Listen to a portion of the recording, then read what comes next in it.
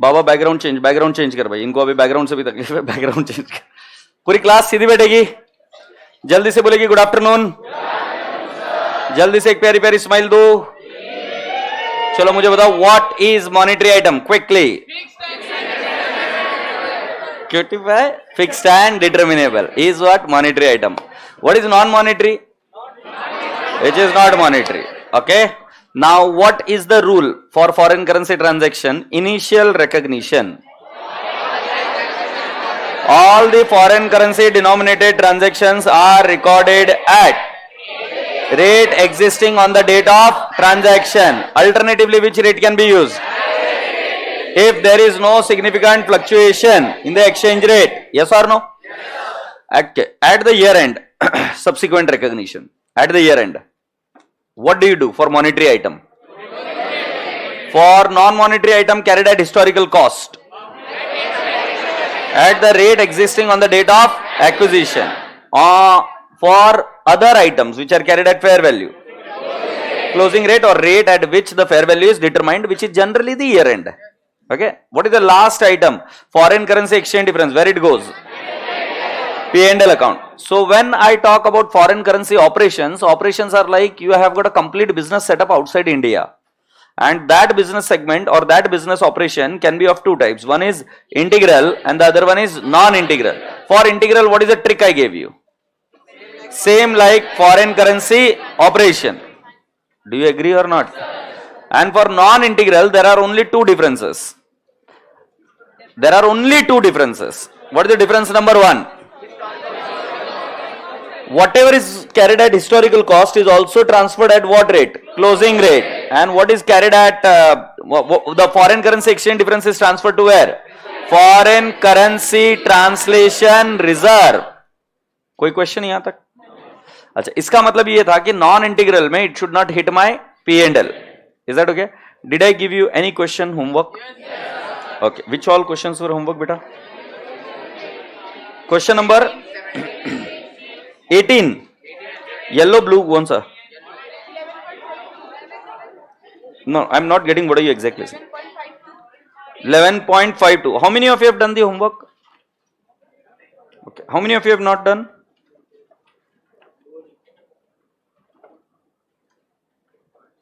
ये यार, ये स्ट्रेंथ थोड़ी कम होनी चाहिए यार, मतलब ठीक है कम है, बट एज अ टीचर मैं सेटिस्फाइड नहीं होता हूं। ये शिट, ये वाला क्वेश्चन बोल रहे हो आप? ये मॉनिटरी आइटम वाला, ये किया क्या आपने सॉल्व? कोशिश करी? Wow, that's lovely. फिर और कौन सा क्वेश्चन था? ये नहीं कर रहा मैं सॉल्व। 17। अच्छा, Kumar limited borrowed $3 lakh which will be repaid on 30th June. सो बेटा जी, डेट ऑफ बोरिंग कौन सी तारीख है? 31st December 2020. Which rate you are going to use? आवाज नहीं आ रही यार। 44। क्या आप मुझे एंट्री बता सकते हो orally? Bank to borrowing. So you'll say $3 lakh multiplied by 44. What is the next date? 31st March. Monetary item है क्या? Where will you? कितने की एंट्री करी? आप बोरिंग को बढ़ाओगे या कम करोगे? क्या आप एंट्री करके बता सकते हो मुझे?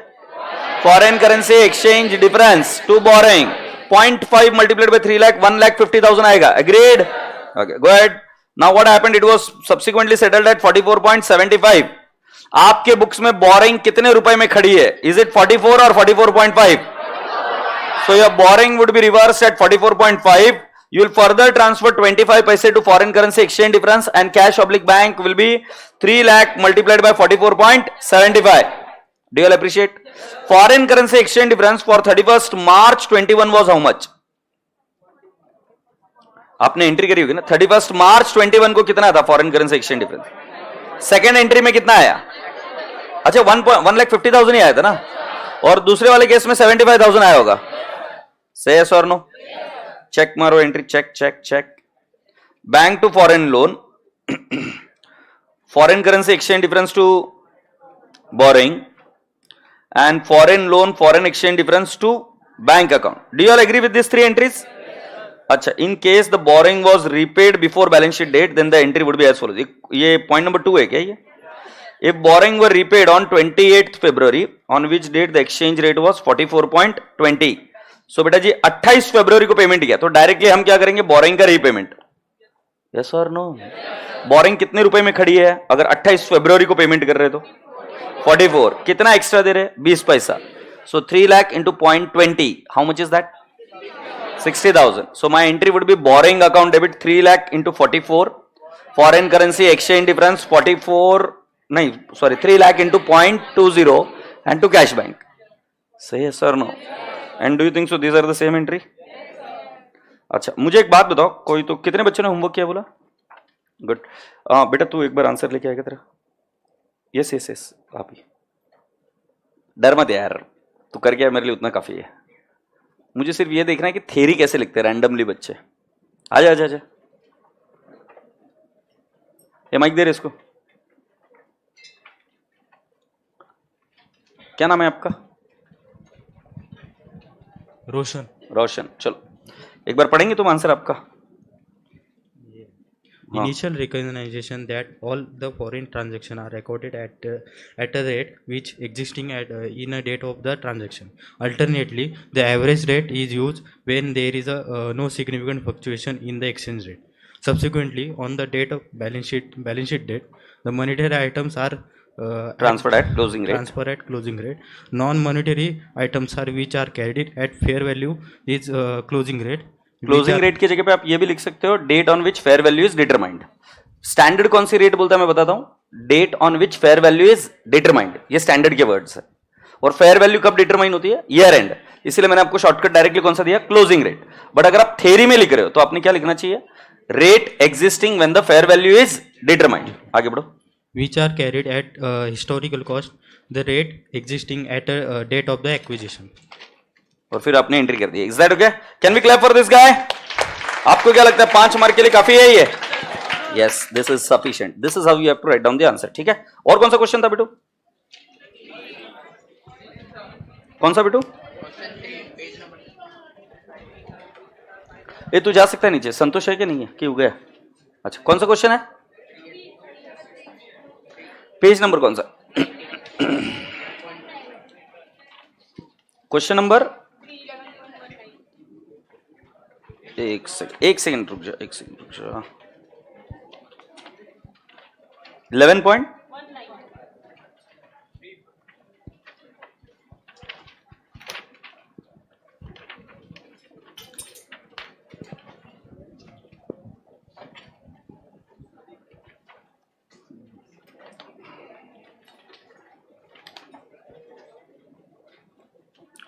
That was the time pass question.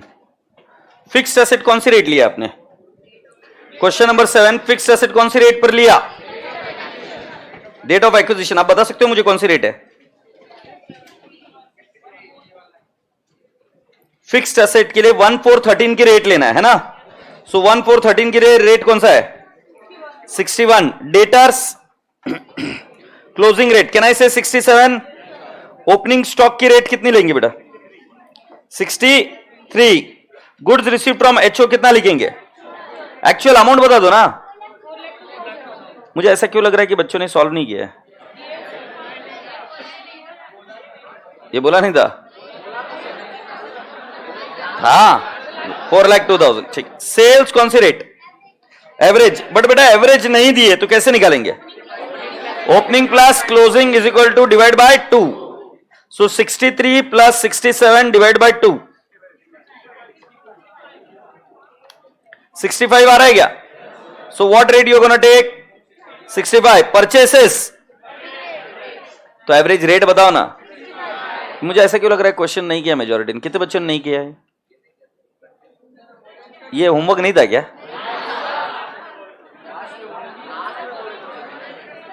कोई बात नहीं, अभी तो बता दो, अभी तो हेल्प कर सकते हो ना सर। चलो नहीं किया, अभी बोल सकते हैं कि नहीं बोल सकते? गुड।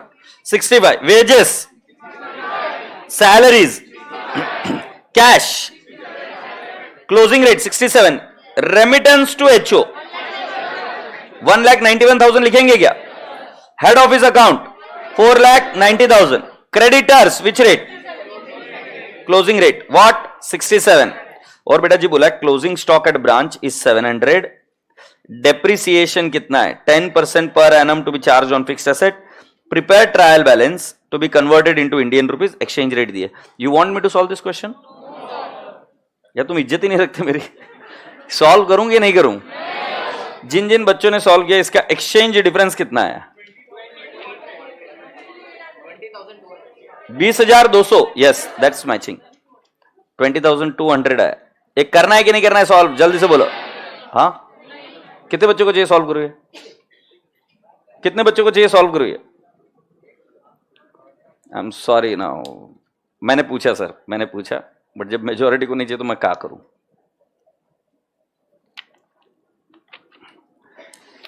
ठीक है, एक क्वेश्चन अभी मेरे सामने कर दिखाओगे मुझे? बेटा अपना रूल क्या था मैं आपको याद दिला दूं. अपना रूल ये था कि हम मॉड्यूल के सारे क्वेश्चंस करेंगे, एग्जाम्स के सारे क्वेश्चंस करेंगे. So now I am targeting module का क्वेश्चन. मॉड्यूल का क्वेश्चन नंबर है आपको ब्लू का question number 4. We are there on page number 11.21. 11.21 question number 4, 11.21.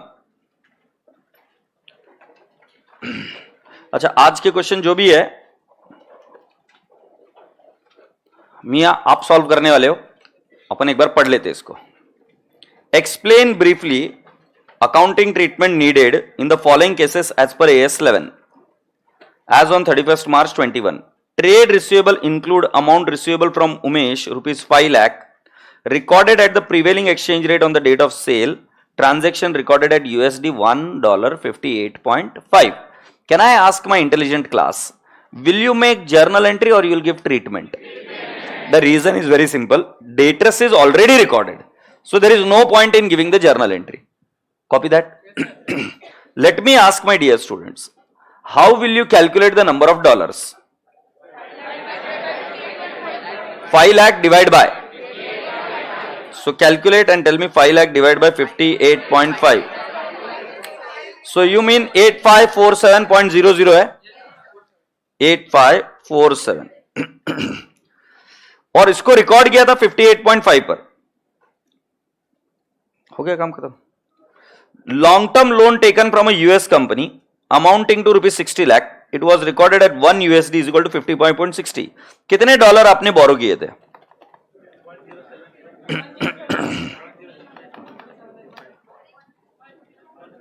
107914 बोल दूं क्या? 0.6690 है, तो can I not call it as 107914? Now taking exchange rate prevailing on the date of transaction was how much?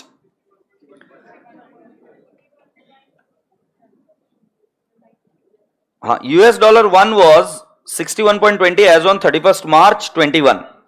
So बेटा जी हमारी पहली entry में हमको मिलता है ट्रेड रिसीवेबल. से yes or no? So बेटा जी ट्रेड रिसीवेबल, देखो आपकी एंट्री क्या थी? ट्रेड रिसीवेबल टू सेल्स, बराबर है? मैं आपसे पूछता हूं, trade receivable will be recorded being a monetary item eight what rate? Closing rate. My trade receivable was recorded at 58.5, but now the rate is how much? 61.20. My trade receivable is increasing or decreasing? By how much?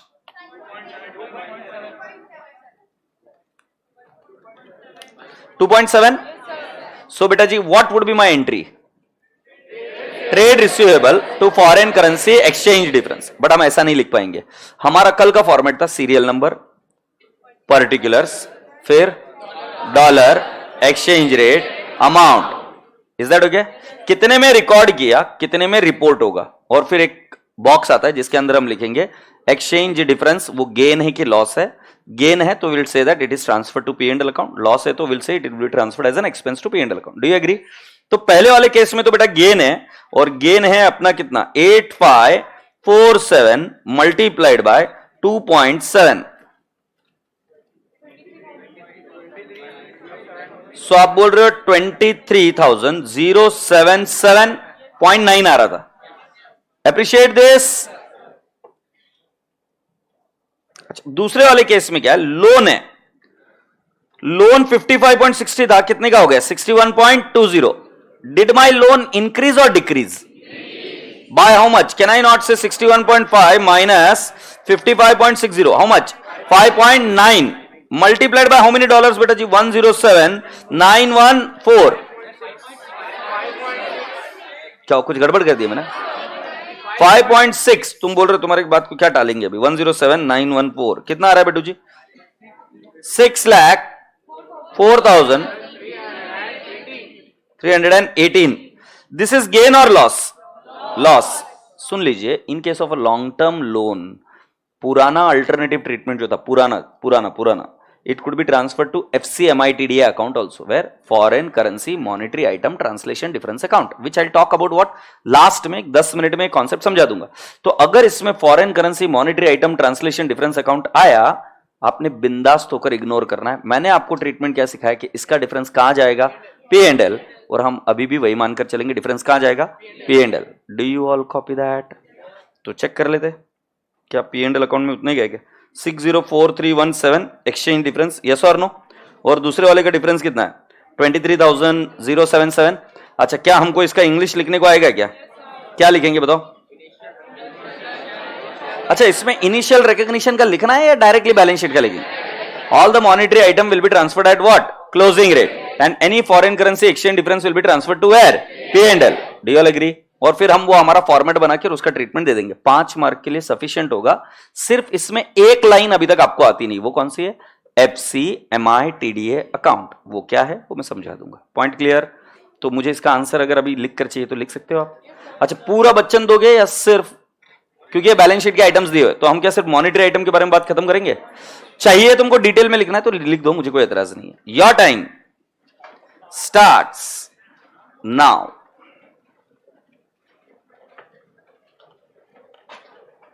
बेटा जल्दी लिखना है please, मैं पूरे 9 minute नहीं देने वाला हूं।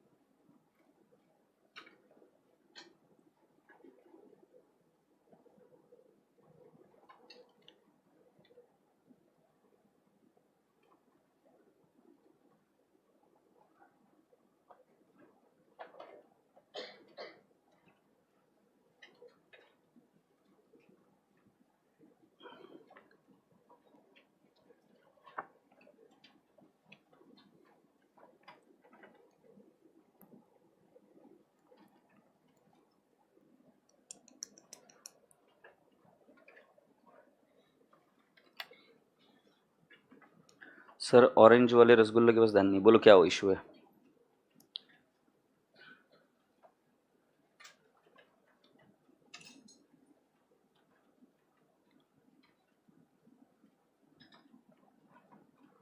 सर इन लोगों की कॉपी चेक करते तो मुझे बहुत जेलसी होती है।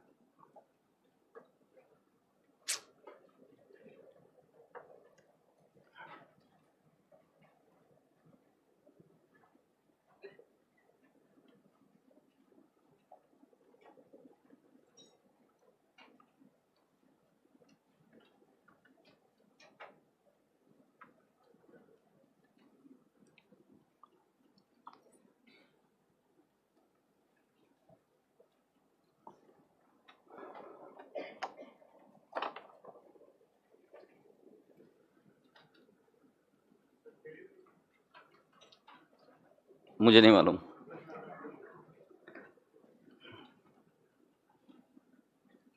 यस यस, आप P&L में डालोगे। FCMITD अभी आपको पता ही नहीं है तो क्या करोगे?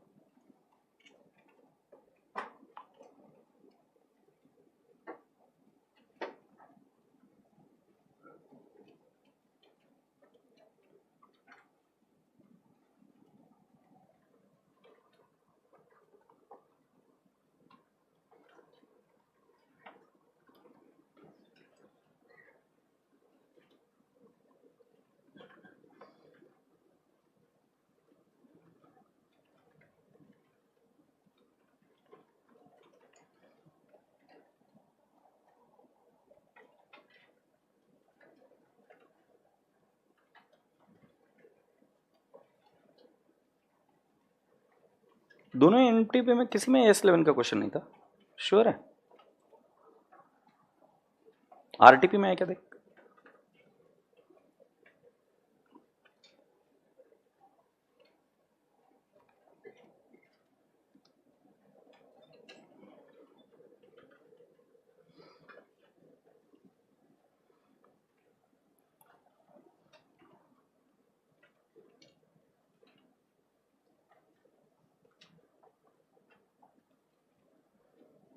दीपांशु का हो गया लिखकर, वेरी गुड। 2 3 4 5 6 7 8 9 10 11 12 13 14 15 16 17 18, very good.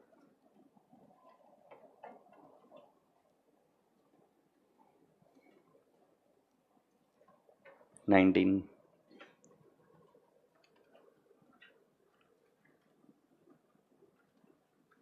भूमि, Kiran, Heet, Sakshi, good good good.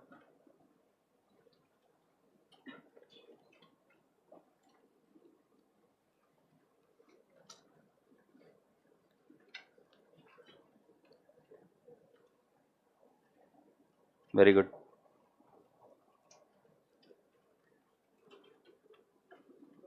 Very good, very good,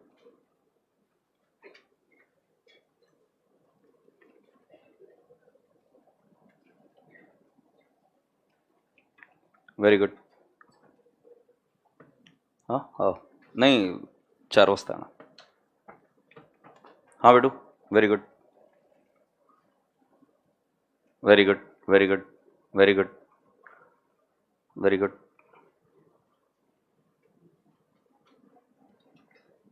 वो बेटा, वेरी गुड, कूल। पूरे 9 मिनट लोगे इसको लिखने के लिए। गुड। ऑनलाइन वाले रसगुल्लो कोई है तो आंसर भेज दो। हरदिश, पहले मुझे एक बात बता बेटा, तुमने वो वीडियो देखा था क्या जो मैंने भेजा था? वो भेजा था जो देखा कि नहीं देखा, पहले इतना बता दो मुझे। कर दूंगा मैं सॉल्व, कोई दिक्कत नहीं है।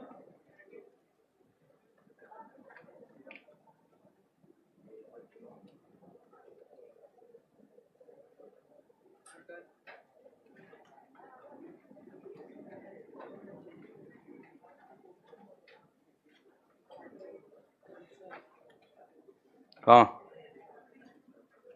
बेस्ट है।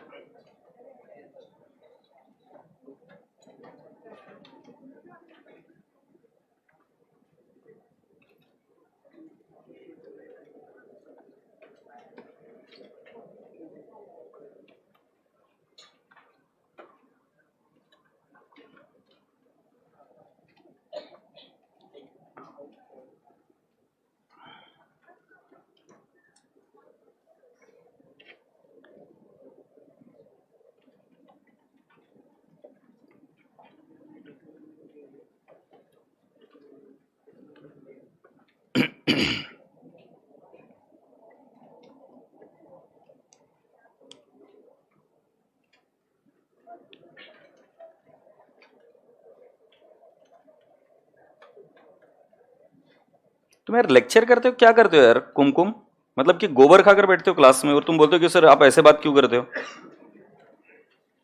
बोला FCMITD लास्ट में पढ़ाऊंगा बोल के तो फिर वापस चालू हो जाते हो। आंसर देख देख कर सॉल्व करेगी तो ऐसे ही होना है।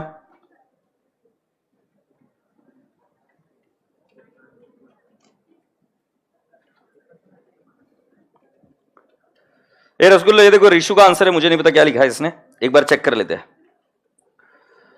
क्या लिखा है, देख लेते हैं। As per AS11, the effect of changes in foreign exchange rate. Initially, these transactions are recorded on the rate of transaction.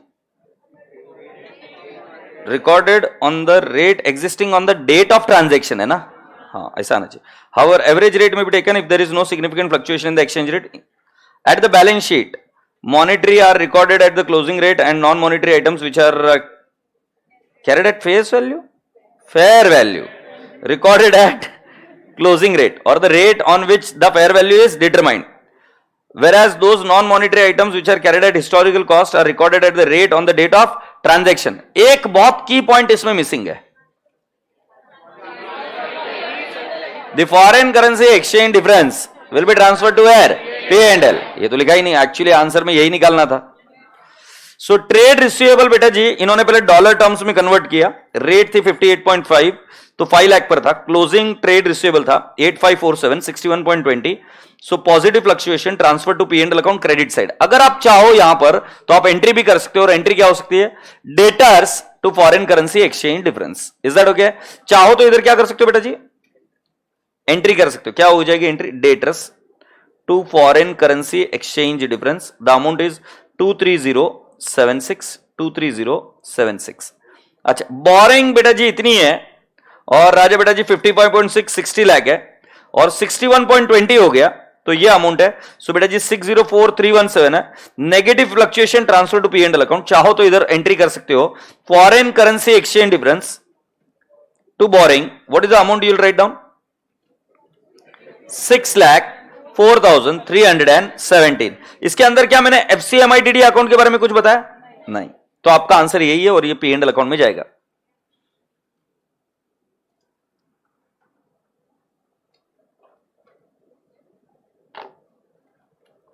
कोई बात नहीं कुमकुम। ए भाई साहब ये हो गया क्या? सो मुझे बताओ कि इस आंसर को देखने के बाद में आपको क्या लगता है किस चीज पर फोकस करना चाहिए एक बच्चे ने? थ्योरी में भी अगर तुम रटी रटाई थ्योरी करोगे नहीं होगी। आपने क्या करना चाहिए, स्टैंडर्ड का रिकॉग्निशन प्रिंसिपल होंगे हर एक स्टैंडर्ड में, या डिस्क्लोजर प्रिंसिपल्स होंगे।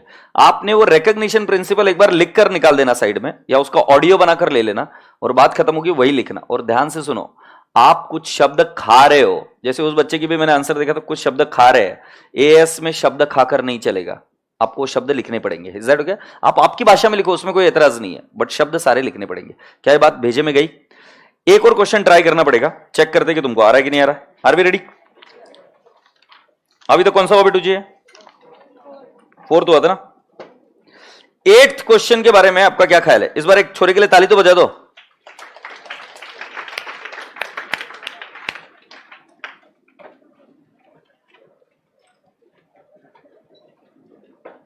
तो बेटा लेक्चर देख लेना, अगर तूने क्लास जल्दी छोड़ी थी तो एक बार लेक्चर देख ले वापस। वो क्या प्रॉब्लम है उसमें? लेक्चर क्यों नहीं देख रहे हो आप?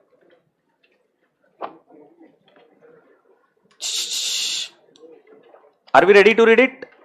बेटा पहले क्या करना, मेंटली आंसर बनाना और मुझे बताना, फिर हम आगे जाएंगे, ठीक है? Assets and liabilities and income and expenditure item in respect of foreign branches, integral foreign operation. Highlight the word integral foreign operation. अभी मेंटली एक बार ट्रीटमेंट विजुअलाइज कर लो, क्या क्या ट्रीटमेंट है। इंटीग्रल फॉरेन ब्रांच में या इंटीग्रल ऑपरेशन में हम क्या क्या करते हैं? सारे आइटम कौन से इस पर होते हैं? जो मॉनिटरी आइटम होंगे वो क्लोजिंग रेट पर जाएंगे, जो नॉन मॉनिटरी है which are carried at historical cost वो कहां पर जाएगा? डेट ऑफ एक्विजिशन वाली रेट। बाकी के closing rate, foreign currency exchange difference, P&L account, और initial recognition the rate existing on the date of transaction, और you can use what, average rate. क्या यहां तक स्टैंडर्ड हमें बोल रहा था, हमें क्लियर है? गुड। अब आगे क्या बोला? The resultant exchange difference in case of profit is carried to other liability account and the loss if any charge to revenue comment. इन्होंने क्या बोला? ये आंसर मत दे, आंसर मत दे। क्या लिखा है? The resultant exchange difference in case of what? Profit is carried where? Other liabilities account and loss if any is charge to what? Revenue.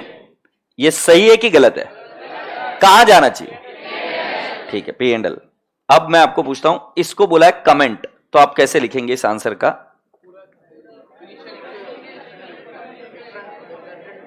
पहले हम ये लिख सकते हैं क्या? The above statement is true और फॉल्स? फॉल्स. फिर हम लिखेंगे रीजनिंग एज पर एएस 11. फिर हम हमारी पूरी थ्योरी लिखेंगे और फिर हम लिखेंगे hence the foreign currency exchange difference whether profit or loss is transferred to P&L account as income or loss. yes or no? expense, income or expense. कर सकते हैं? तो इस क्वेश्चन का आंसर हम दोनों साथ में लिखेंगे. Let's go. अच्छा, इसका पीछे का पन्ना पलट दे तो तुम्हारी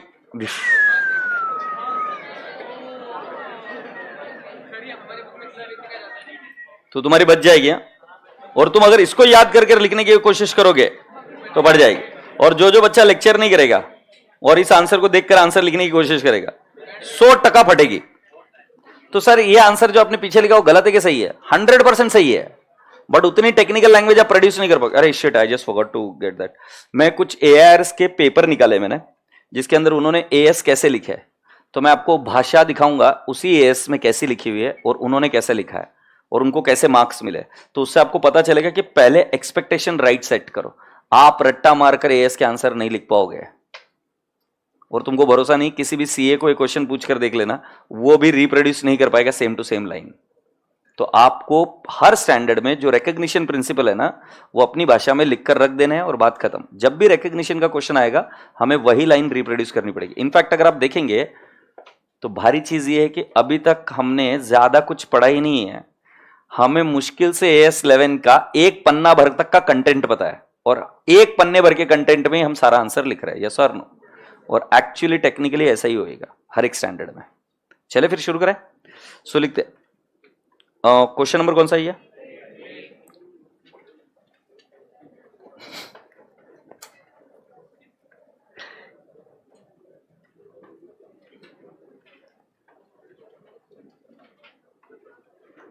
लिखते एज पर नहीं, the above statement is incorrect और फॉल्स. अब हम लिखेंगे reasons. As per AS 11, effects of changes in what? Foreign exchange rate.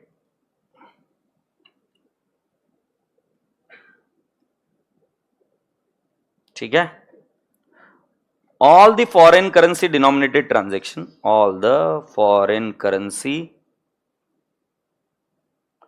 denominated transactions are recorded at rate existing on the date of transaction. Happy? ये हुआ point number A. Now I will write down point number B. Right? ये इसके अंदर और एक point लिखना था ना. Alternatively which rate can be used? Alternatively average rate can be used if there is no significant fluctuation in exchange rate. आगे point number B. at the balance sheet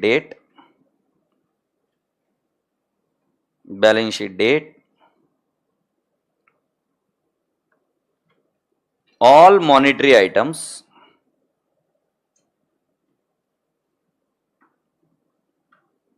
are transferred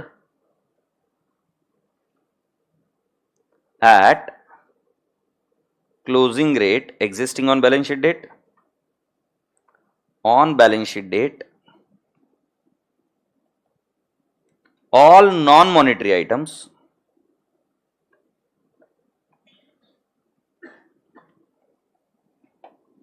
carried at fair value, rate on the date existing, rate on the date when fair value is determined.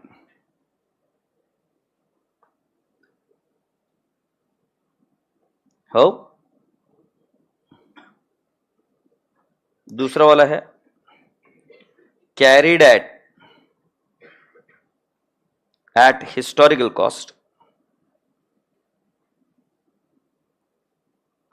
rate existing on the date of acquisition. C point, this is really very important. Any resultant exchange difference will be transferred to P&L account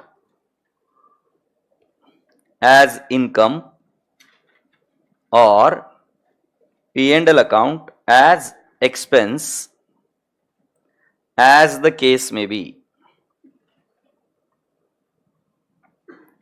ठीक है, फिर हम क्या लिखेंगे? Conclusion, hence exchange difference is transferred to where? Transferred to P&L account. Yes or no? P&L account.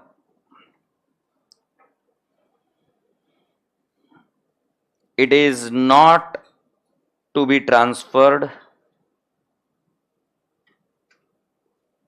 to balance sheet as other current liability. बराबर है?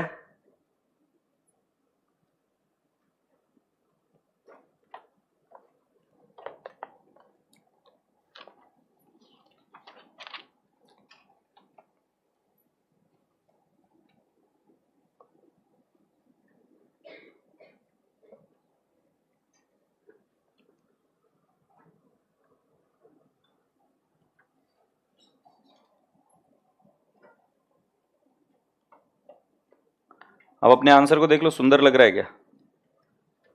नहीं लग रहा है? थोड़ा थोड़ा, मेरे तो पूरा सुंदर लग रहा है. पॉइंट वाइज आंसर लिखने का. जिन जिन बच्चों को टाइम मिले घर पर जाके पढ़ लेना इसका आंसर भी.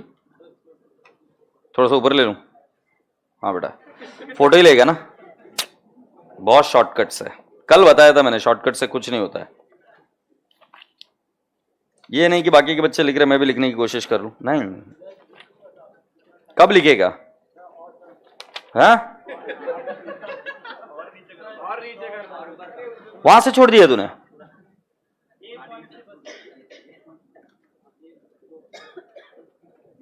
बाप में इतना फास्ट लिखता हूं?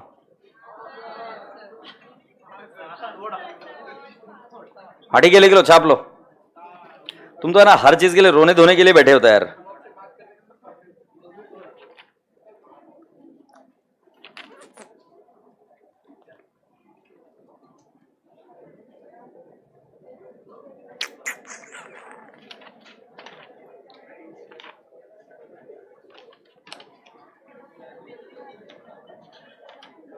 ये आरटीपी का क्वेश्चन निकाला क्या पिल्लू? ये एड़ा बिड़ा है क्या? आरटीपी में कैसे नहीं रहता? डोस क्या है क्या?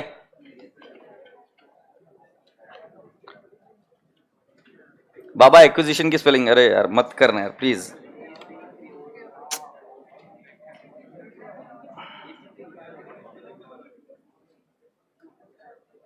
अब ठीक है. सर आप फास्ट लिखते हो और मेरी हैंडराइटिंग का सही में मैं फास्ट लिखता हूं. Why I feel so proud about myself. Oh, you don't know psychological reason for it. The one who writes fast thinks fast. ये हमेशा देख लेना. The one who writes slow will think slow. And I can give you a proof of it. In the exam, when you are writing, your thoughts will always move faster and your speed of handwriting will be slower. So, अगर आपको match करना है आपके thoughts को और action को, तो जो लोग फास्ट लिखते हैं वो बहुत अच्छा प्लस प्लस साइन है उनके लिए. ये मैटर ऑफ फैक्ट है. You should write fast. When I say write fast, legible है, पढ़ सकते हैं ऐसा. सर क्या सर हम कुछ अच्छा लेकर पैदा हुए हैं कि नहीं हुए? क्वेश्चन नंबर ए हो जाएगा कि भाई मुझे नहीं देखने की है, तू देख. और तू क्या क्या देखते रहता भगवान जाने, खुद को छोड़कर बाकी इधर उधर मुंह मारते रहे. क्वेश्चन नंबर 7 पर आ जाओ. 7वें पर मैं क्यों देखूं बता मुझे सही में. क्वेश्चन नंबर 7, पेज नंबर है गुड़िया 41. Question number 7. सर जब पेपर और पेन एप्पल का हो तो नोटबुक वाले गरीबों का मजाक नहीं उड़ाते. अरे कोई बात नहीं, मुझे बुक लाके दे दो, मैं वैसे लिख लूंगा. यार तुम क्या बात कर रहे हो यार. तुमको कल एक इंस्ट्रूमेंट लाके दिखाऊंगा, उस पर लिख कर बताओ मेरे को, मैं उसमें तुमको स्पीड से लिख कर दिखा दूंगा. ऐसे जलील वाहियात लोग हो तुम. Question number 7. मुझे पता नहीं यार तुम कौन से कैसे बच्चे हो. मैं सही में घंटा फर्क नहीं पड़ता इसका. यू से एप्पल एप्पल मैं तो यूज भी नहीं करता इसके बाद में, यहां से जाने के बाद I don't even see to it. ये एप्पल का मोबाइल में घंटा इसमें 2-3 फीचर्स यूज करता है. एक व्हाट्सएप, एक सेंड मैसेजेस, एक कॉल एंड रिसीव कॉल, हाँ, और एक ड्रॉप. और बाकी मेरे को इसके फीचर्स पता नहीं क्या क्या रहता है.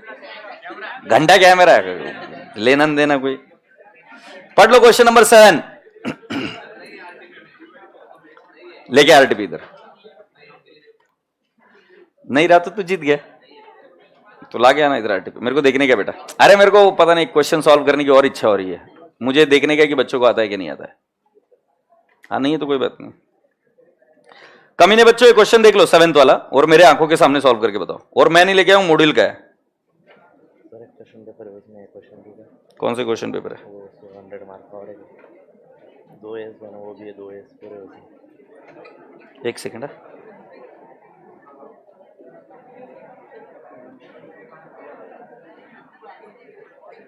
सात 8 एस बाकी जो अपने टॉपिक हो वो है पूरे.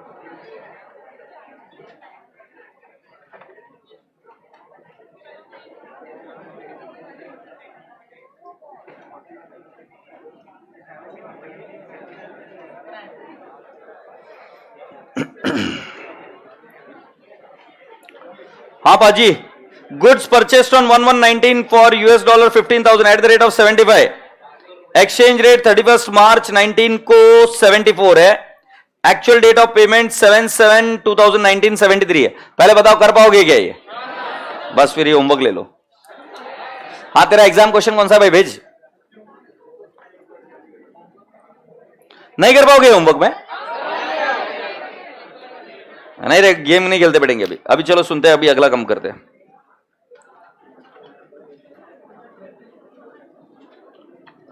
आईफोन लेने के बाद में सभी लोग यही बोलते हैं,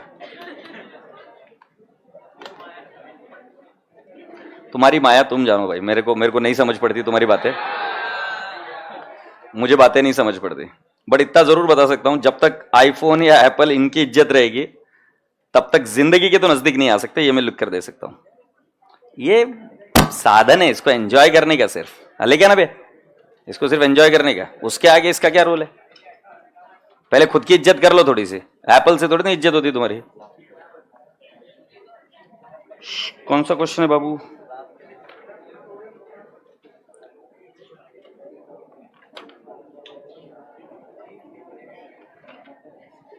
कहां है क्वेश्चन? बट एएस का क्वेश्चन तो पहला वाला होता है. नहीं ये नहीं कर पाएंगे, फॉरवर्ड है ना. अभी ये पढ़ाएंगे. सुनो अभी, ठीक है. ये पेपर मेरे सामने अभी आया है, ठीक है. मैं इसका एक क्वेश्चन आपसे करवाने वाला हूं और मैंने पढ़ा भी नहीं है. मैंने सिर्फ इतना देखा फॉरवर्ड का है, ठीक है. तो अगर ये क्वेश्चन आ गया तो तुम तुम्हारी इज्जत करना चालू करोगे. हर रोज हम थोड़ी थोड़ी करेंगे. ज्यादा इज्जत नहीं करनी है, थोड़ी थोड़ी इज्जत करनी है, बट पहले खुद के ऊपर रिस्पेक्ट आना जरूरी है, तभी वो आदमी कुछ कमेंडेबल चीज अचीव कर सकता है। ये जिंदगी की नियति है ना। ठीक है, अभी सुनते हैं बेटा जी कौन सा वाला लॉजिक है। मैं आपको आज समझाने वाला हूं हेजिंग क्या होता है। तो पहले रिस्क समझेंगे और फिर समझेंगे हेजिंग क्या होती है। बेटा let me explain you what is hedge. Have you seen some sports where they play the sports of तलवारबाजी और फिर खुद को प्रोटेक्ट करते, किसके थ्रू प्रोटेक्ट करते? ढाल, शील्ड, है ना। तो वो शील्ड होती है, you hedge yourself, you protect yourself, you are playing the game, you are into the risk, but that is a shield through which you protect yourself. So बेटा जी hedging is also protecting yourself from the losses. So what is a hedging, let me tell you. होता क्या है कि आज के तारीख में पूरा वर्ल्ड एक छोटे सी जगह जैसा बन गया है। मतलब आज आपको यूएस में बात करना है, यूएस में कोई ट्रांजैक्शन करना है, Alibaba is one of the example of that you can buy anything from all over the world at the cheapest price. I don't know if you are aware about Alibaba. ठीक है, Jack Ma अभी तो ठीक है, China ने उसकी बजा दी है, बट पहले एक जमाने में Alibaba was too very popular. So बोलने का तात्पर्य यह था कि अगर आपको हेजिंग समझना है तो पहले यह समझो कि आपका एक्सपोजर होना चाहिए रिस्क में। मतलब पहले आप गेम में उतरोगे, गेम में मतलब तलवारबाजी का गेम, समझे कि नहीं। सो बेटा जी तलवारबाजी का गेम चल रहा है, उसके अंदर आप उतरे। अब यहां पर कौन सा है, आपके पास foreign currency denominated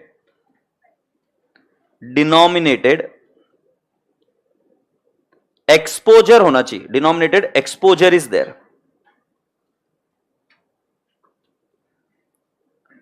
Now what does that mean? So let me tell you, on 1/1/2024 I purchased goods from USA, purchases account debit, to I'll write down party account. Okay, I'll say I have bought $1 lakh into 80 and $1 lakh into 80, कितने रुपए का माल मैंने खरीद लिया? 80 लाख का माल खरीद लिया। Yes और no? Now, first thing you need to understand that this entry gives you the exposure to foreign currency.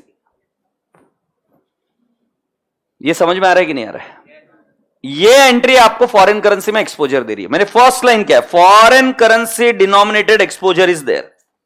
आपने बोरिंग करी, आपने माल सेल किया, किसी भी सूरत में जो आप एंट्री कर रहे हो, that entry is subject to foreign currency. Are you getting my point? तो मतलब जब मैं बोल रहा हूं कि आप रिस्क पे हो, तो कौन सी रिस्क है वो तो समझेंगे, बट स्टेप नंबर 1 उसका क्या है कि कोई तो एक ट्रांजैक्शन आपकी हुई है जिसके अंदर you are exposed to foreign currency exchange rate. Now you are suppose to pay on 30th June, 30 जून 2024 को आपको पेमेंट करना है। Now there are two things which can happen with you. Point 1, आपकी रेट ऊपर चली गई, जो 80 रुपीज की रेट है वो रेट चली गई है बेटा जी 85। Can you feel the risk? Are you having a loss? बेटा एक व्यवसाय करने वाला आदमी फंस जाता है इन चीजों में। एक व्यवसाय करने वाला आदमी, उसकी मार्जिन पहले ही कम रहती है। 80 का माल वो लाकर बेचेगा फॉर एग्जाम्पल 85 में, और इधर क्या हुआ कि 80 का माल तो मंगाया और इमीडिएटली 6 महीने बाद पेमेंट करना, तो उतने में रेट भागकर कहां पहुंच गई? 85। तो बेटा एक व्यवसाय जो करता है व्यक्ति, उसने क्या करना चाहिए? व्यवसाय करना चाहिए या एक्सचेंज रेट ऊपर नीचे हो रही है उसकी वजह से अपने P&L की बजानी चाहिए? वो धंधे से प्रॉफिट कमाता है, हाँ है ना। सो राजा बेटा जी यहां पर पहले समझो कि उसकी रिस्क है। रिस्क क्या है कि रेट ऊपर जा सकती है और रेट नीचे जा सकती है, इन दोनों में ही उसको दिलचस्पी नहीं है। इन्फोसिस को अगर आप बोलोगे तो उनके मेजॉरिटी क्लाइंट सारे फॉरेन में हैं, तो फॉरेन में है तो क्या होगा, उनका एक्सपोजर किसमें? डॉलर्स में। अगर मान लो उनकी जैसे आनंद भांगड़िया का कोई करेंसी डॉलर में है ही नहीं, एंट्री है ही नहीं, अब रेट ऊपर जा रही नीचे जा रही, मुझे क्या घंटा फर्क पड़ रहा है? I have got no problem, but then Infosys will have a problem, TCS will have a problem, Cognizant will have a problem, any entity which is dealing in foreign currency will have a problem, yes or no? So now what they can do is they can enter into a contract with a bank. So bank is a central place जहां पर क्या होता है कि दोनों लोग आते हैं। एक आदमी जिसने परचेस किया हुआ है तो उसकी रिस्क क्या है कि रेट ऊपर बढ़ गई तो, और एक दूसरा आदमी जिसने सेल किया हुआ है भारत से। अब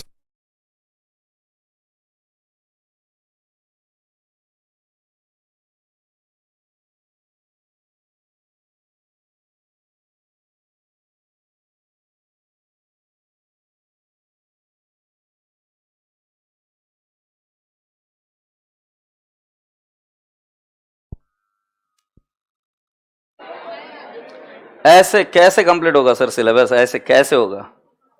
तुम्हें समझ में नहीं आता? लाइट बंद करके चालू करने में क्या मजा आता है? करेगा चालू इसको? प्रोजेक्टर चालू करो। और इस क्लास में अकेला तो ही है क्या अभी? तुम इतने डर क्यों जाते हो? Chill, it's okay.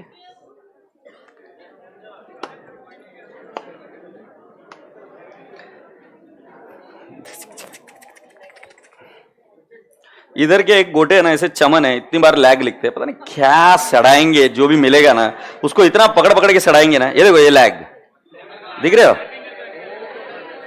मतलब कितना अंदर से पका हुआ होगा ये। नहीं, पर पका हुआ कितना है अंदर से, मतलब ऐसा कितना फ्रस्ट्रेशन है। बेस्ट है।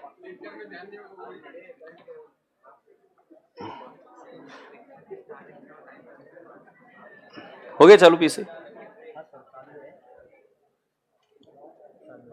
चालू है क्या? ठीक है, प्रोजेक्टर कर दो चालू, फिर करेंगे हम आगे।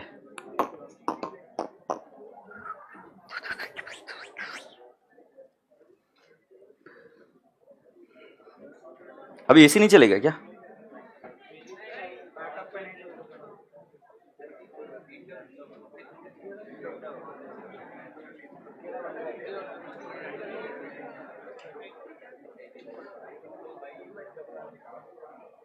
हो जाए यार प्रोजेक्टर चालू।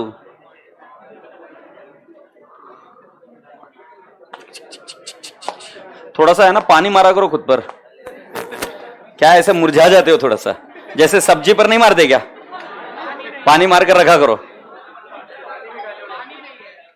इधर ये मुरझाया हुआ आदमी, इधर को बोला नहीं मैं कुछ, इधर हुक्का मार कर रहा है ना तो अभी। हाँ, तू ही ऐसी शक्ल लेके कोई ऐसा काम कैसे कर सकता है यार? तू ही बोल रहा हूं। मतलब मुझे तो ऐसा लगता था ऐसी शक्ल वाला आदमी कोई गंदा काम नहीं करता होगा, और तू ऐसा थकेला निकला है येड़े। ओके सर, आपके लेक्चर में ही ऐसा क्यों होता है? कैसे जलील लोग हैं यार। सुन लो, जब जब ये लेक्चर मेरा होता है तब आपका भी तो होता है, समझे? मैं बोलता हूं इसके पहले बैच में नहीं हो रहा था, इसी बैच में हो रहा। तो चलो सुनते जाओ। महाराणी, हाँ वेरी गुड, दमलेली महाराणी ऐका इकडे। सो मैं आपको बता रहा हूं कि एक बैंक एक ऐसी एंटिटी होती है जिसके पास दो लोग पहुंच जाते हैं। एक व्यक्ति ऐसा होता है कि जो बोलता है कि हे बैंक, मैंने कुछ परचेज किया है, मुझे 6 महीने बाद डॉलर लगेंगे एंड आई वांट $1,00,000। क्योंकि इस आदमी को रिस्क है कि भाई साहब इसकी रेट अगर ऊपर चली गई तो पैसा एक्स्ट्रा लाऊंगा कहां से? यस और नो? उसका व्यवसाय बेटा जी परचेज सेल का है। अब इसमें मसला क्या हो जाएगा? जैसे ही रेट ऊपर जाएगी, as and when the rate will climb up, he will be caught up there. Point 1 clear? Now point number 2 क्या होता है, सुनिए। एक दूसरा व्यक्ति भी है जैसे इन्फोसिस वगैरह, उन्होंने सेल किए प्रोडक्ट्स अब्रॉड में, और जब उन्होंने सेल किया था तब रेट 80 है, बट उनको पैसा मिलने वाला 6 महीने बाद। अब इस आदमी को रिस्क है कि रेट नीचे चली गई तो वॉर हो गया और उसके बाद में रेट नीचे चली गई तो आज 80 रुपीज मिलने वाले थे, बट आगे चलकर रेट कितनी मिलेगी? May be 74, 75। Now there is a big problem. So दोनों लोगों की अपनी अपनी रिस्क है। रिस्क क्या क्या पहले ये समझ लेते हैं। पहले तुम्हारे पास फॉरेन करेंसी एक्सपोजर होना चाहिए। ये पॉइंट क्लियर होता है? एक्सपोजर कैसे होता है कि आपका या तो रिसीवेबल या तो पेएबल इन फॉरेन करेंसी होना चाहिए। अगर रिसीवेबल या पेएबल फॉरेन करेंसी में है तभी उसको प्रोटेक्ट कर सकते हो, तभी आप उसको क्या कर सकते हो? हेज कर सकते हो। अगर आप गेम में उतरे ही नहीं तो कैसा रिस्क और कैसा क्या? ढाल लेकर मतलब क्या? गेम में तो उतरना पड़ेगा ना लड़ाई करने के लिए। सो इधर लड़ाई के पहले क्या स्टेप है रूल कि यू शुड हैव इधर रिसीवेबल और पेएबल इन फॉरेन करेंसी। पहले ये बता दो, ये समझा कि नहीं समझा? सो गेम का रूल नंबर 1 क्या है? यू शुड हैव इधर रिसीवेबल और पेएबल इन डॉलर और इन फॉरेन करेंसी। अब ये है, अब रिस्क क्या है कि रेट कैन इधर गो अप और रेट कैन इधर come down. Now that is a risk. So the one who purchases उसके लिए रिस्क है रेट ऊपर चली गई तो, द वन हु सेल्स उसके लिए रिस्क है कि अगर रेट नीचे चली गई तो। ये दोनों लोग किसके पास जाते हैं? बैंक के पास। और बैंक के पास नेगोशिएशन की जाती है। बैंक को बोला जाता है, देख हे बैंक, आज की तारीख है 1/1/24, ओके, और मुझे 30 जून को क्या चाहिए? डॉलर चाहिए। एग्रीड? मुझे डॉलर चाहिए 1 लाख। अब बेटा जी today we are on this date, yes और no, and today we are deciding the rate for आगे, and hence it is called as a forward contract. क्या बोलते हैं इसको? Forward contract. आज के तारीख में हम कौन सी रेट डिसाइड कर रहे हैं? फ्यूचर की। तो इसको कौन सी रेट बोलते हैं बेटा जी? हम फॉरवर्ड रेट। एग्रीड? तो बेटा जी बैंक बोलती है आज की रेट 80 है, बट मैं आपको दे दूंगी at the rate of 81। Agreed? Bank बोलती है आज की रेट क्या है, इसको जो 80 है इसको क्या बोलेंगे? Spot rate. और आगे चलकर यही रेट कितनी में दे देंगे बोल रहे वो? 81। तो 81 इज व्हाट? Forward rate. ये समझ में आया? यस। किसी ने फ्यूचर्स ऑप्शंस में डील किया? फ्यूचर्स इज ऑल्सो फ्यूचर का रेट। 3 महीने बाद एक्सपायर होगा कॉन्ट्रैक्ट, 2 महीने। क्या हुआ? क्या हो रहा है?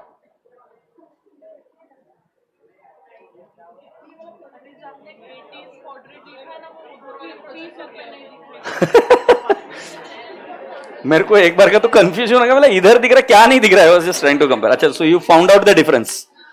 ओ भाई सुन रहे यार, इस प्रोजेक्टर पर दिख रहा है, उस पर नहीं दिख रहा है, उसमें लैग आ रहा है। यार मत जान खाओ यार, मैं प्लीज यार बहुत तैयारी करके आया हूं इसके लिए, प्लीज एक बार समझाने दो। तुझे आइला पहला लाइट जाएगी फिर प्रोजेक्टर जान खा रहा है, पता नहीं मेरे को है ना दिल बैठता जा रहा है। वो भाई को है ना भाला डाल पीछे से। मैं आपको बता रहा हूं, मैं आपको ये पूछ रहा हूं, पहले एक्सपोजर होना चाहिए। एक्सपोजर होने के बाद में हम बैंक को जाके क्या बोलेंगे कि hey bank, I want dollars 1 lakh after what date? 6 months. 30 June को मुझे 1 लाख डॉलर चाहिए, आप कितने रुपए में दोगे? 81। बैंक रेडी हो जाती है। तो बैंक ने इससे कितने रुपए प्रीमियम चार्ज किया? 1 रुपये। अब मेरा बच्चा सोच रहा है कि सर फिर बैंक का क्या फायदा? बैंक बहुत होशियार है, बैंक के पास दोनों लोग है ना, एक बायर है और एक कस्टमर है। सो क्या होता है कि जो सेल किया था, याद है कि एक और दूसरा व्यक्ति, उसको 1 लाख डॉलर कन्वर्ट कराने थे, इसको परचेस करना है। उस आदमी को क्या है, जो दूसरा आदमी था, उसको क्या करना है? उसके पास डॉलर आएंगे फॉरेन से। उसकी रिस्क क्या थी उस समय कि आज की रेट 80 है, कल को जाके वो कितनी हो गई? 75, 74। So I am into a problem, yes और नो? तो वो बैंक के पास जाता है और बैंक को बोलता है कि मैं 6 महीने बाद मैं आपको कितने डॉलर दूंगा? 1 लाख डॉलर दूंगा, आप मुझे कितनी रेट दोगे? तो बैंक बोलती है आज कितनी रेट चल रही? 80। मैं आपको दे दूंगी around, let's take an example, 79.5। मतलब 50 पैसे उससे कमाए, 1 रुपया इससे कमाया, यस और नो? सो बेटा बैंक के काम करती रहती है, बट अपने को भाड़ में जाने दो। तुमको यह समझ में आए कि फॉरवर्ड रेट क्या होती है? मुझे नहीं समझा, what is the forward rate? You decide today at what rate you are going to exchange the foreign currency. So this is just a contract. Exchange अभी नहीं हो रहा। exchange कब होगा? 6 महीने बाद। कब होगा exchange? किसी को डाउट? तो ये दोनों लोग अपनी अपनी चीजों को ऑनर करेंगे, ऑनर करेंगे दोनों अपनी अपनी चीजों को, कॉन्ट्रैक्ट को, क्योंकि कॉन्ट्रैक्ट ना पैसा कोई आज दे रहा ना कुछ है, आज इस कॉन्ट्रैक्ट को ऑनर करेंगे। इसलिए क्या होता है, बैंक इसको बोलती है एक काम कर, 1 रुपया इंटू 1 लाख, इसको बोलते हैं प्रीमियम। 80 रुपीज स्पॉट रेट है, हम उससे कितने मांग रहे हैं? 81। तो इसका नुकसान कितने का हुआ मुझे बता दो? 1 रुपये का नुकसान हुआ। अगर आज के ट्रांजैक्शन में देखे तो कितने में रिकॉर्ड होता है? 80 में। बट अब उसने एग्री कितने में किया है? 81। वो बोला ठीक है ना यार, थोड़ा बहुत 1 रुपया एक्स्ट्रा देकर बात खत्म। तो 1 rupees he has paid extra, that is called as premium on forward. क्या बोलते बेटा जी इसको? बेटा ये प्रीमियम और डिस्काउंट दोनों हो सकता है। क्या क्या हो सकता है? प्रीमियम और डिस्काउंट दोनों हो सकता है। प्रीमियम तब होगा जब आपका लॉस हो रहा है, इन सिंपल भाषा। डिस्काउंट तब होगा जब आपकी इनकम है। मतलब अगर मान लो आज की रेट है 80, बैंक बोलेगी 6 महीने बाद आपको 79 में दे दूंगी, 79.5 में दे दूंगी डॉलर्स। तो बेटा जी उस केस में क्या? The dollar is trading at discount in forward rate. से यस और नो? गुड। मुझे नहीं समझा क्या बोल रहे थे पहले। What is the forward rate? Forward rate और स्पॉट रेट में क्या फर्क है? तो पहले फॉरवर्ड रेट क्या है? It is a rate decided today for transaction which is gonna be conducted today or in future? In future. And today's rate is what? The difference between spot rate and forward rate can be either premium or it can be either loss. इसके लिए common sense कैसे लगाना? Loss रहा तो उसको क्या बोलेंगे? Premium. और अगर इनकम रही, गेन रहा, तो उसको क्या बोलेंगे? डिस्काउंट। डिस्काउंट बहुत बहुत रेयरली आएगा, तो आएगा प्रीमियम। कितने का प्रीमियम था बेटा जी? 1 रुपी। कितने हमारे डॉलर थे? 1 लाख। 1 लाख इंटू 1 कितना हुआ प्रीमियम? 1 लाख। नाउ AS11 यहां से पिक्चर में आ रहा है। एनी प्रीमियम और discount on forward contract for hedging is amortized over P&L account over the period of forward contract. Forward contract का पीरियड कितना था? 10 ईयर, 6 महीना। 1 लाख रुपए का नुकसान आप कितने महीनों में डाल दोगे?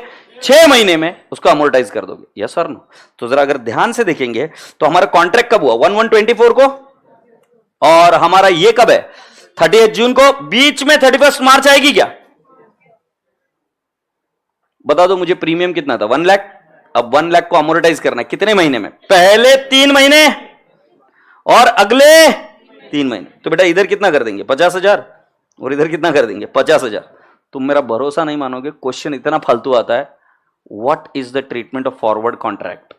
तो आपको बोलना है it should be amortized over the period of contract. Period of contract कितना है? 6 मंथ्स।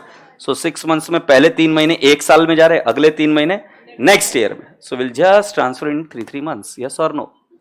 तो एक बार इसको लिख लेंगे, तो लिख लीजिए। Any foreign currency forward contract, any foreign currency, any foreign currency forward contract for hedging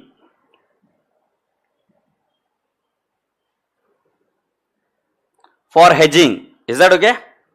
सो हम लिखेंगे treatment, treatment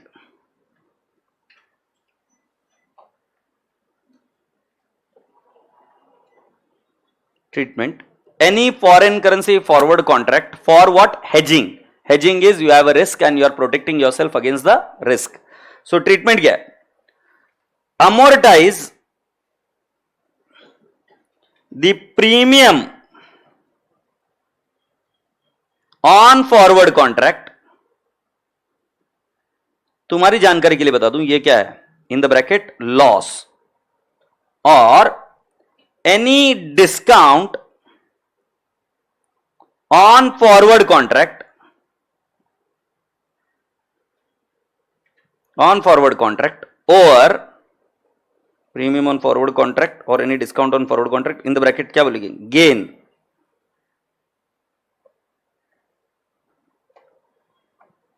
to P&L account over the period of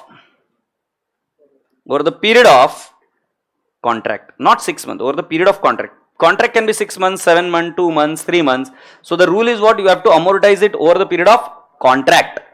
तो कॉन्ट्रैक्ट 6 महीने का तो कितने महीने में अमोर्टाइज करोगे? 6 महीने में। और अगर 3 महीने का तो कितने महीने में? 3 महीने में। Is that simple? Good. But पहले मैंने क्या बोला? हेजिंग के लिए क्या होना चाहिए? एक्सपोजर। ये पहले समझना जरूरी है, नहीं तो क्वेश्चन को पकड़ ही नहीं पाओगे। क्या होना चाहिए? एक्सपोजर मतलब आपकी कोई तो एक फॉरेन करेंसी ट्रांजैक्शन जो पेंडिंग है वो रहना चाहिए। मतलब कोई तो फॉरेन करेंसी रिसीवेबल या फॉरेन करेंसी पेएबल। हैप्पी? अच्छा मुझे एक बात बताओ, शील्ड कौन यूज करते हैं या हेजिंग कौन यूज करता है? जो गेम खेल रहा है, हाँ या नहीं? जो गेम खेल रहा है वो यूज कर रहा है। गेम मतलब जो रिस्क ले रहा है, जो तलवार है जिसके पास, दोनों के पास तलवार है और अपने आप को प्रोटेक्ट कर रहे हैं। तुम झूठ बोल रहे हो, एक और आदमी यूज कर रहा है। नो, तुम वापस झूठ बोल रहे हो। एक आदमी ऐसा है जिसको ऐसा लगता है कि वॉर होने वाला है, वॉर होने वाला। उसको तलवारबाजी घंटा नहीं आती है, वो बढ़िया आदमी है, वो धंधा करना जानता है। उसको ये लगता है वॉर होने वाला है, तो किसका धंधा करेगा? किसका धंधा करेगा? शील्ड का। मतलब उसको तलवारबाजी कुछ नहीं आती, उसके घंटा कोई रिस्क नहीं है।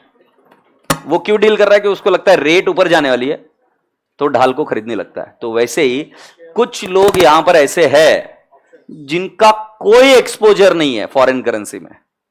जैसे आनंद भांगड़िया, कोई एक्सपोजर नहीं है फॉरेन करेंसी में, बट फिर भी मुझे लगता है कि डॉलर की रेट ऊपर जाएगी, तो मैं क्या करता हूं? डॉलर का फॉरवर्ड खरीद लेता हूं। से यस, क्योंकि आगे चलकर उसको किसी और व्यक्ति को बेच दूंगा महंगे दाम पर। वापिस से सुनो, फॉरवर्ड कॉन्ट्रैक्ट क्या होता है कि आप फ्यूचर की रेट आज डिसाइड कर रखे हो। तो अगर मेरे पास ऐसा कोई कॉन्ट्रैक्ट है जिसमें मैंने बैंक के साथ डील किया था कि 81 रुपीज में तुम मेरे को डॉलर बेचोगे, बराबर है, आगे चलकर डॉलर की रेट हो गई 90, बट मेरे पास कॉन्ट्रैक्ट कौन सा है, 81 वाला, कि मतलब बैंक को देना ही पड़ेगा। और कॉन्ट्रैक्ट क्या होता है कि बेटा इसको पैसा देना ही पड़ता है। मेरे पास कॉन्ट्रैक्ट है 81 का, मुझे डॉलर नहीं चाहिए, और अभी मार्केट रेट कितनी है डॉलर की, 90। तो बेटा जी किसी तो व्यक्ति को डॉलर चाहिए होगा, तो मैं उसको जाके ये कॉन्ट्रैक्ट बेच सकता हूं क्या, यस और नो? सो राजा बेटा जी आपको समझने का चाहिए कि अगर मेरा कोई रिस्क नहीं है, so I am doing it for what purpose, speculation. कौन से पर्पज के लिए? स्पेक्यूलेशन का ट्रीटमेंट अलग है और इसका ट्रीटमेंट अलग है। तो बेटा जी पहले आपको क्वेश्चन में क्या आइडेंटिफाई करना पड़ेगा कि ये हेजिंग है कि नहीं है, और हेजिंग है या नहीं है कैसे आइडेंटिफाई करते हैं? Should you have some receivable और पेएबल इन डॉलर, यस और नो? यस। अगर वो है तो आप क्या करोगे, एनी प्रीमियम और discount on foreign currency exchange forward will be amortized over the period of contract, and it will be amortized over what, P&L account ना, over the period of contract. तो जब तक ये लाइन याद नहीं हो जाती मैं आगे नहीं जाऊंगा। Any foreign currency forward contract for what? Hedging, treatment. Amortize the premium on forward contract or any discount on forward contract to P&L account over the period of contract. एक बार इंग्लिश में बोल के बताओ। नहीं, any foreign contract, in any foreign currency forward contract for what? Hedging. Any premium on foreign currency exchange forward or discount on foreign currency exchange forward will be amortized over P&L account over the period of contract. क्या ये बात लिख पाएंगे क्या आप? ठीक है, फिर एक क्वेश्चन देख लेते हैं। वो स्पेकुलेशन वाला नहीं बताया अभी तक, वो बताता हूं।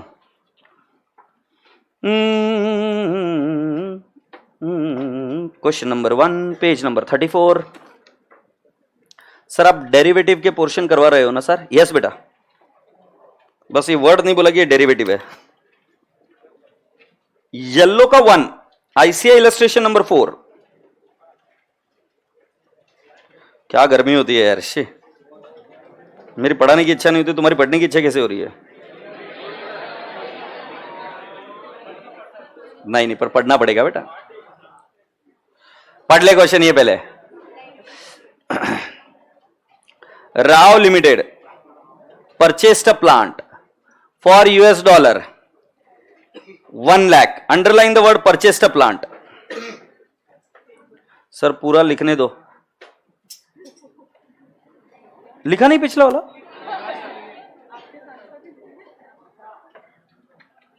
बक्सले यहां से।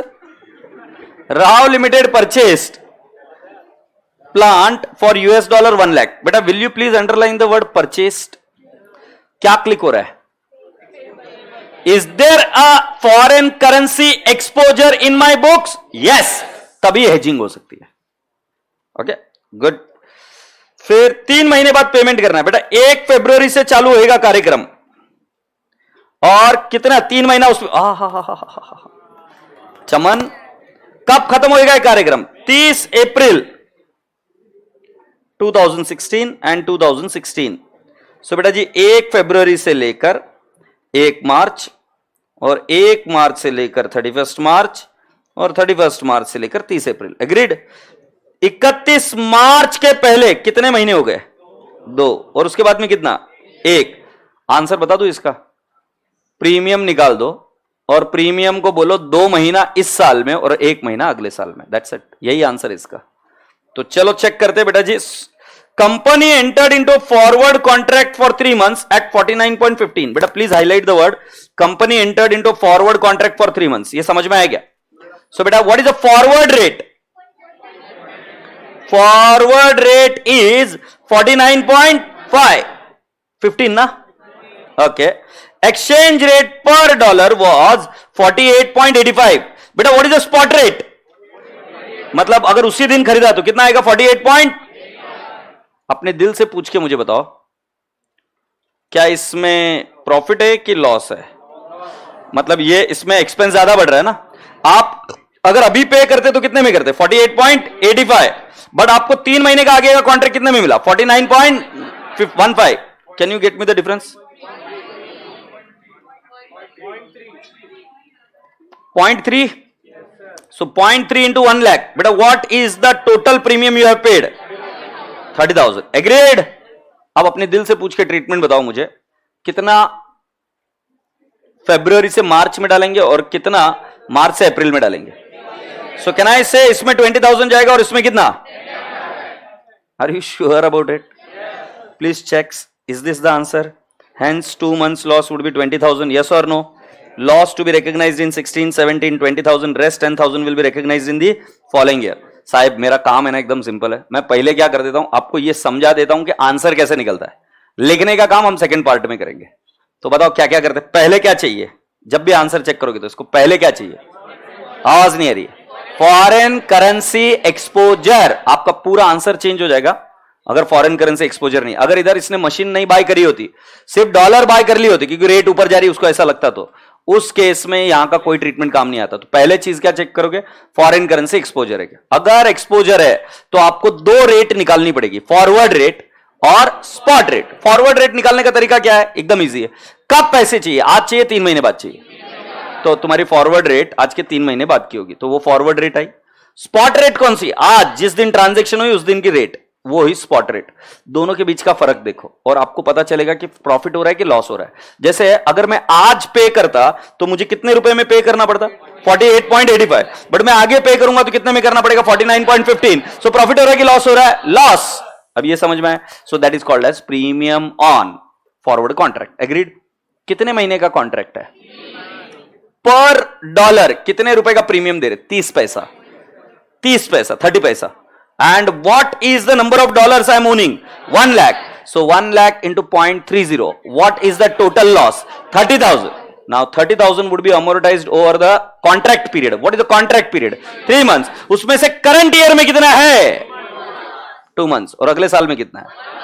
So I will transfer the loss for first 2 months. How much, my dear students? 20,000. And next 1 month, 10,000. Say yes. Is that clear? All right. So एक बार इसका आंसर लिखते एज पर AS11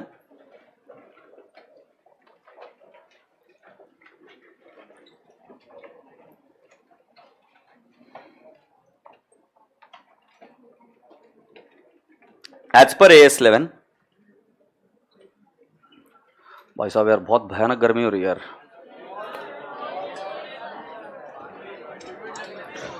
बारिश आ रही क्या?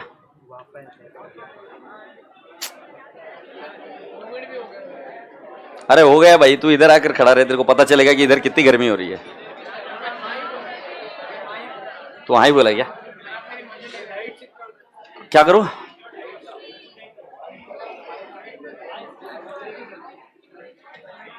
तुम कब सीरियस होंगे रे लाइफ में? कब? मैं नहीं बोला सीरियस नहीं होने का, बट जब गर्मी होती है ना तब थोड़ा सीरियस हो जाने का बेटा. लिखो as per AS11. As per AS11, okay, any foreign currency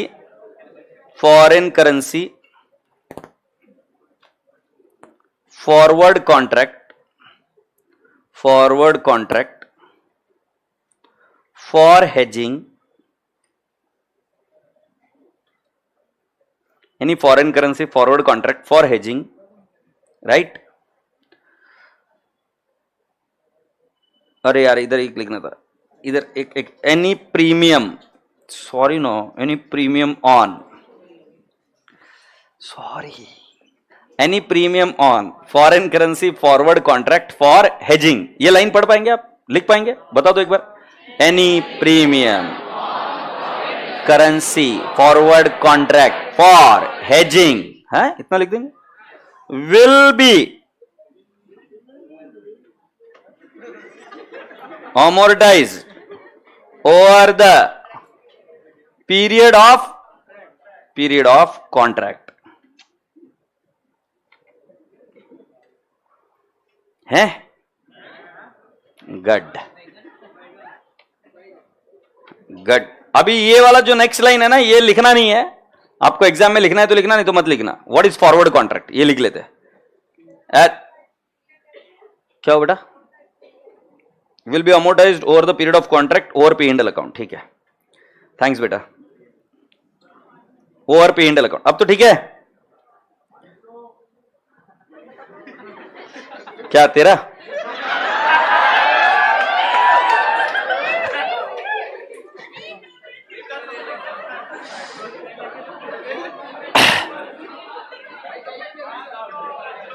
और ऐसा चिल्ला चिल्ला के थोड़ी ना बोलते पागल, कौन सी जगह पे कहा है? Will be amortize over the period of contract over P and L account. You are right बेटा, है ना? अभी आगे लिखो, as per AS 11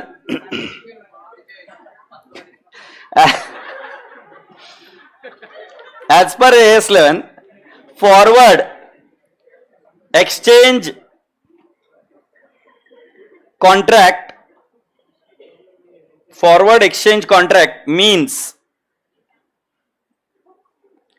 an agreement to exchange different currencies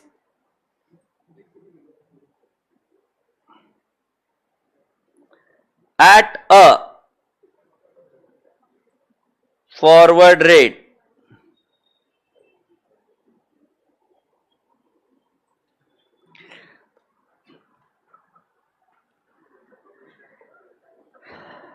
done. क्या है मेरे साथ, क्या हो रहा है मेरे को ही मालूम है। As per AS 11 forward exchange contract means an agreement to exchange different currencies at what rate? At forward rate. अच्छा, ये एग्जाम में लिखना है, नॉट रिक्वायर्ड, ये ऑप्शनल है, बट ऊपर वाली लाइन लिखनी पड़ेगी। Yes, as per AS 11 premium on foreign currency forward contract will be amortize over the period of contract over P and L account. लिख देंगे इतना। चलो अभी लिखते जाओ, लिखो फॉरवर्ड रेट, बोलो ना कितना है? 49.15। फिर दूसरा स्पॉट रेट। तो फॉरवर्ड रेट कौन सी तारीख की है बेटा, पता है तुम्हें? कुछ गरीब बच्चों को ये रेट भी लगेगी, रेट दी नहीं है, ये डेट नहीं दी है, लिख देते हैं यार इन गरीब बच्चों के लिए।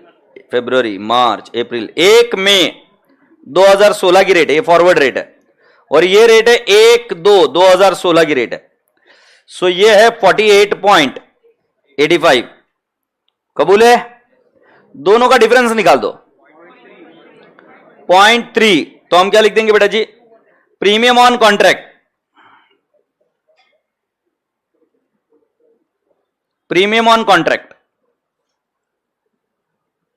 हाउ? फिर बेटा जी हम लिखेंगे contract amount $1 lakh, total premium 30,000।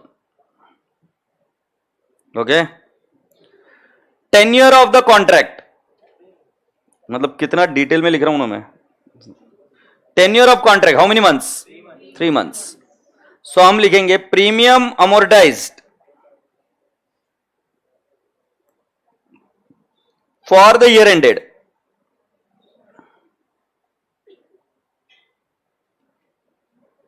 for the year ended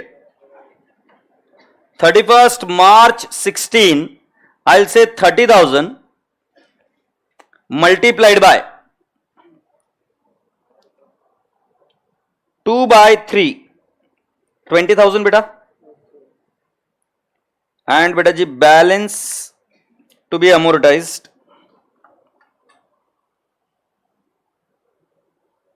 for the year ended, बोलो 31st March 17 and it is 10,000। ये आंसर कैसे निकला? 30,000 minus 20,000।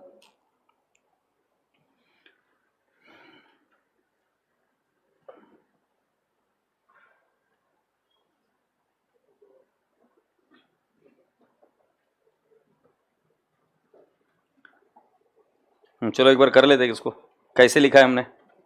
पहले क्या लिखा? फॉरवर्ड रेट, फिर क्या लिखा? स्पॉट रेट, फिर हमने क्या किया? फॉरवर्ड रेट और स्पॉट रेट का डिफरेंस निकाला, फिर क्या निकला? प्रीमियम ऑन फॉरवर्ड, फिर हमने लिखा टेन्योर ऑफ द कॉन्ट्रैक्ट, कितना महीना? 3 महीना, और आपको ऑफ कोर्स हमने ये भी लिखा अमाउंट ऑफ द कॉन्ट्रैक्ट कितना है बेटा जी? 1 लाख। सो हमारा टोटल प्रीमियम कितना हुआ? 30,000। अब हमको उसको अमोर्टाइज करना है करंट ईयर में। करंट ईयर में महीने कितने? 2, फरवरी और मार्च, तो 2/3, and what is the amount I got? 20,000, and for the next year the amount transferred will be how much? 10,000। Clear? कितने बच्चों को समझ में आ गया? कितने बच्चों को नहीं समझ में आया? चलो कूल, तो ये बात तो समझ में आ गई। अब मैं आपसे एक प्रश्न पूछूं, कुछ एरियाज ऑफ कंफ्यूजन होंगे, उसके बारे में ध्यान से सुनना। चलो मैं मेरा ही एग्जाम्पल लेता हूं। बेटा पहले मैं बहुत गरीब था, ये जो कि हकीकत है। मैं एग्जाम्पल दे रहा हूं, जरा ध्यान से सुनते जाइए। ये इधर मैं सीए बना, इधर मेरी शादी हुई, ये स्पॉट रेट है मेरी। हंस मत बे पागल, सुन। इधर मेरी शादी हुई और ये स्पॉट रेट है, तो इस दिन मेरी शादी हो गई है, मैरिड। अब बेटा जी आगे चलते चलते मेरी स्पॉट रेट बढ़ती जा रही है, क्योंकि पैसा कमाए तो स्पॉट रेट बढ़ती जा रही है नहीं है? अब मैं आपसे पूछता हूं, इधर राइट आपको और एक आगे की स्पॉट रेट मिली, and then you have got another proposal. So what you should do? You should consider the date when you got married, और you should consider the future. तो फंसोगे, फिर देख लेना कलेश होगा घर में। तुम अरे तुम वो ये S11 छोड़ो, तुम इधर बताओ मुझे, हो मेरी शादी पहले, अब आगे चलते चलते स्पॉट रेट और बढ़ गई, और मान लो ऐश्वर्या तैयार हो गई, क्या करना चाहिए? रुक जाना चाहिए? नहीं, रुक जाना चाहिए। सर आप ये क्या समझा रहे हो? इतना समझ में आया कि नहीं आया कि भाई साहब रुक जाना चाहिए कि जाना चाहिए? रुक जाना चाहिए। तुम्हें पता है एग्जामिनर तुम्हारे साथ क्या गेम खेलेगा? मैं तुमको बताता हूं। वो बताएगा इस दिन ट्रांजैक्शन, बेटा प्लीज ध्यान से सुनना, प्लीज ध्यान से सुनना। इस दिन ट्रांजैक्शन हुई, right? Let's take an example, 1 फरवरी 2023 को ट्रांजैक्शन हुई क्या नहीं हुई? हुई। फिर क्या हुआ बेटा जी? इधर बीच में आया 31 मार्च 23, और इधर आएगा 1 मई 2023। समझ में आया? अब आज के तारीख में आपका स्पॉट रेट था मान लो 82, और आज के तारीख में आपने फॉरवर्ड रेट डिसाइड किया, मान लेते 85। एग्रीड? मतलब 3 महीने बाद 85 की रेट है। से यस और नो? ये कब डिसाइड किया बेटा जी? टुडे। सारा का सारा premium will be calculated today बेटा जी। एग्जामिनर आपको कंफ्यूज करने के लिए 31 मार्च की स्पॉट रेट देगा। ये टाइम पास है, इसको देखना भी नहीं। एग्जामिनर कंफ्यूज करने के लिए आपको 31 मार्च की फॉरवर्ड रेट भी देगा। ये भी क्या है? टाइम पास है। देखो बेटा मैं आपसे जो प्रश्न पूछ रहा हूं प्लीज इसको फील करना। आपके पास फॉरवर्ड रेट 1 फरवरी की है कि नहीं है? आपके पास फॉरवर्ड रेट कौन सी तारीख की? 1 फरवरी की। बट बेटा जब 31 मार्च आएगा तो ऐसे भी तो लोग रहेंगे ना जिनको चाहिए होगा डॉलर 1 महीने बाद। रहेंगे कि नहीं रहेंगे? तो बेटा जी फॉरवर्ड रेट तो हर दिन निकलती रहती है, यस और नो? तो इस दिन भी एक फॉरवर्ड रेट रहेगी। बट बेटा जी ध्यान से सुनना, आपको इन फॉरवर्ड रेट और इस स्पॉट रेट का कोई लेना देना नहीं है। आपका लॉस कितना है ये जिस दिन आपने कॉन्ट्रैक्ट लिया उसी दिन डिसाइड हो गया है। तो इसमें कंफ्यूजन क्या है पता? क्या बहुत आसान रखना है। तो आपको पता चलना चाहिए कि लॉस कब डिसाइड हो गया? डे 1 को डिसाइड हो गया। आगे चलकर वो कोई भी रेट दे उसको आपको पूरी खुली आंखों से इग्नोर करना पड़ेगा। अगर ये नहीं कर पाए तो तुम फंसोगे। तो अभी तक मैं ही सिखा रहा था, monetary item which rate, closing rate, तुम लेते थे बैलेंस शीट के रेट और डालो। अब नहीं करने का है। तुम्हें जो लॉस निकालना है कौन सी तारीख को निकालना है? जिस दिन आप कॉन्ट्रैक्ट एंटर कर रहे हो उस दिन लॉस फ्रीज्ड। अब आगे चलकर उस लॉस में ऊपर नीचे कुछ नहीं होगा। आगे आपको सिर्फ क्या करना है? अमोर्टाइज। तो आगे की रेट ऊपर नीचे हो रही है तो पुरानी रेट को भूलना नहीं। पुरानी रेट के बेसिस पर ही आपका पूरा फंक्शनिंग होगा। इज दैट यस और नो? तो मुझे बताओ कॉन्ट्रैक्ट कितने पीरियड का है? आपने कॉन्ट्रैक्ट पहले एंटर किया है ना? तो मुझे बताओ प्रीमियम लॉस डिस्काउंट कब निकालोगे? डे 1 को या बीच में? डे 1 को। आगे चलकर वो आपको फॉरवर्ड रेट और दूसरे स्पॉट रेट दे रहे, उसको कंसीडर करोगे क्या? नहीं, उसको खुली आंखों से इग्नोर करोगे क्योंकि उसके बेसिस पर लॉस कैलकुलेट नहीं होगा। Loss is decided on day 1। Happy? Serious story? Happy? Good. So can we now do one more question? Break चाहिए? बच्चों मैं मजाक नहीं कर रहा हूं, दे दूंगा मैं, बट सिलेबस तुम्हारा कंट्रोल में नहीं है। और मैं खुद भी परेशान हूँ। चल छोड़ो, ले लो ब्रेक। यार मतलब कितने ब्रेक्स हो गए यार, मतलब लेक्चर चालू नहीं करते उसके पहले तुम थके हुए रहते हैं। जाओ जाओ, ब्रेक टाइमिंग शुरू।